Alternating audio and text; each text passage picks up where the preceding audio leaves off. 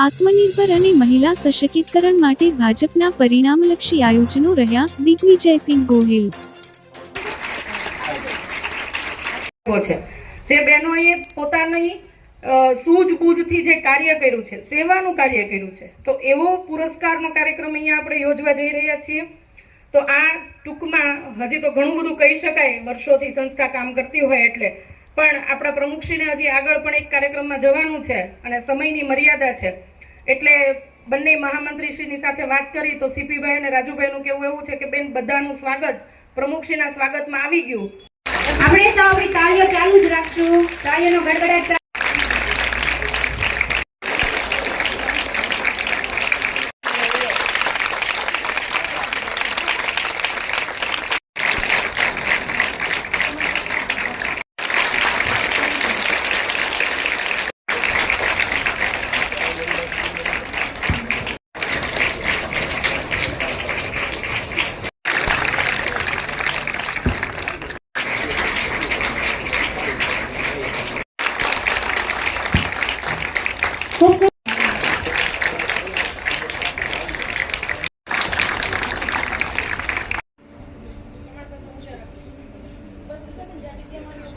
હું અવિવેકી થઈ અને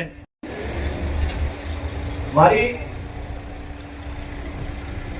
સરકાર દ્વારા, અમારા સંગઠન દ્વારા મહિલાઓ આ રાજ્યની અંદર, આ દેશની અંદર સશક્ત કેમ બને, સુરક્ષિત કેમ બને, એની માટે ભારતીય જનતા પાર્ટીની સરકાર એટલે કે આ દેશનું નેતૃત્વ કરતા નરેન્દ્રભાઈ અને રાજ્યનું નેતૃત્વ કરતા ભૂપેન્દ્રભાઈ પ્રયાસો કરતા હોય છે। એવું નાની નાની વાત જ મારે બે ત્રણ આપના ધ્યાને મૂકવી છે। મને ખ્યાલ છે અમારી સરકાર એવી સૌ પહેલા બહેનો માટે એસટી ની અંદર પાસ ફ્રી, જે દીકરી ભણવા જતી હોય એમના માટેનો પાસ અમે ફ્રી આપી દીધો, સાયકલો આપીએ છીએ। આવી અનેક સરકારની યોજનાઓ હોય છે।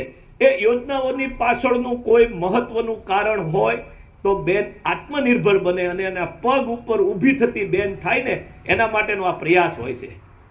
સરકાર આવા અનેક યોજનાઓ લાવતી હોય છે કે મહિલાઓ સશક્તિકરણ માટે, આત્મનિર્ભર બને તે માટે વિવિધ યોજનાઓ બની અને આપના સુધી લાવતા હોય છે, પણ એની વચ્ચે એક સરસ મજાનું માધ્યમ જોવે।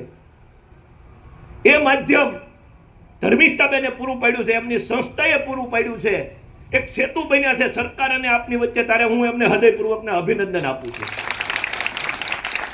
અહીંયા વિવિધ કોર્પોરેટ ક્ષેત્રના લોકો બેઠા છે, અહીંયા પણ મેં નામ વાંચ્યા છે, કોર્પોરેટ ક્ષેત્રમાંથી આવે છે।